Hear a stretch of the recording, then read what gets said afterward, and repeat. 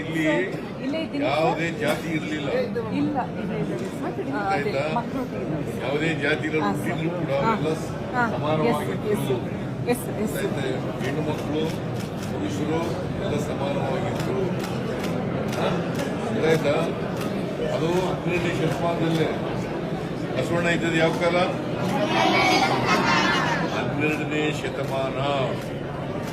ಈ ಎಷ್ಟನೇ ಶತಮಾನ? ಈ ಎಷ್ಟನೇ ಶತಮಾನ? 21ನೇ ಶತಮಾನ. 21ನೇ ಶತಮಾನ.